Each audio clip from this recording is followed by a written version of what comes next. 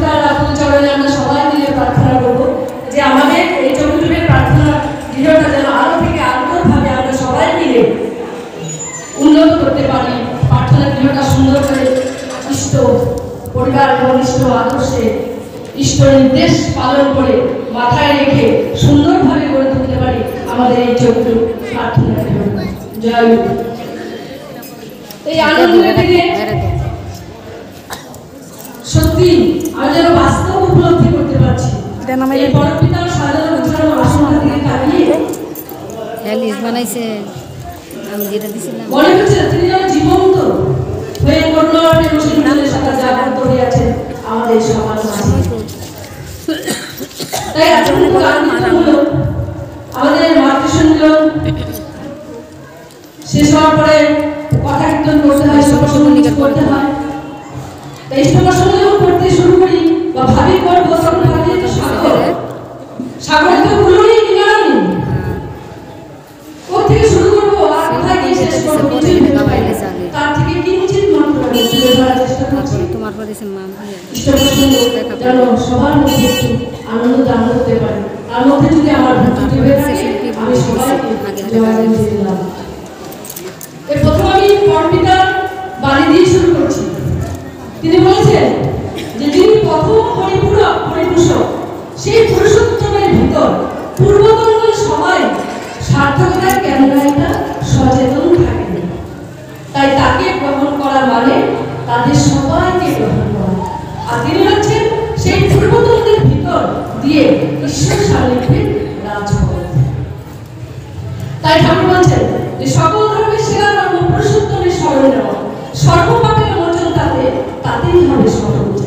এখানেই এটাই শ্রেষ্ঠ চাওয়া, এখানেই পাপ মোচন হয়, আর এখানেই আমাদের জীবন সার্থকতা খুঁজে পাই আমরা জীবনে।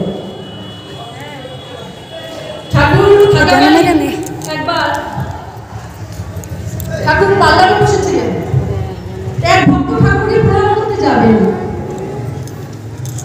তিনি পাল্লারের বাইরে জুতোটা খুলে রেখে ভিতরে প্রণাম করতে গেলেন। প্রণাম করে যখন বাইরে আসলেন, এসে দেখলেন ওনার জুতাটা নেই, খুঁজে পাচ্ছেন না।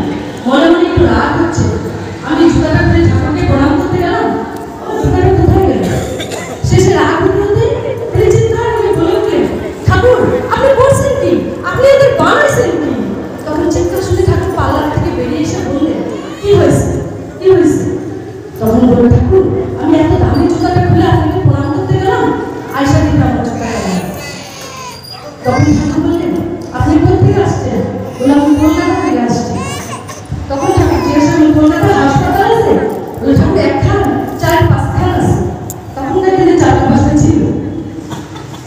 বলে এই হাসপাতাল থেকে আমার একটা সুস্থ সবল সুখম মানুষ আইনা দিতে পারবে? তখন উনি বললেন, মাথা খারাপ ঠাকুর, হাসপাতালে কি সুস্থ সবল সুখম মানুষ থাকে না? ওখানে সব বাজা গলা মোড়া রোগে জর্জরিত অসুস্থ মানুষ থাকে। আমি কেমন আইনা দেবো আপনারা এখান থেকে সুস্থ সবল সুখম মানুষ? তখন ঠাকুর বললেন যে হাসপাতালে রোগীগুলা ডাক্তারের প্রেসক্রিপশন অনুযায়ী ওষুধ খাইয়া ধীরে ধীরে ভালো হয়। আমিও তো সবাই এটাই করি যে পরমপিতা সবসময় জগতে যত চোর ডাকাত গুন্ডা বদমাশ ভালো খারাপ সাধু অসাধু সবাই আসে পরমপিতার বাণীগুলি আর পরমপিতার কথাগুলি পরিপালন করিয়া যাতে মানুষের মতো মানুষের করতে পারে। তারপর ঠাকুর বললেন, দেখ তোরা তো আমার, তোরা যদি বড় না হস, তোরা যদি বেঁচে না থাকিস, তাহলে আমার স্বার্থ কোথায়?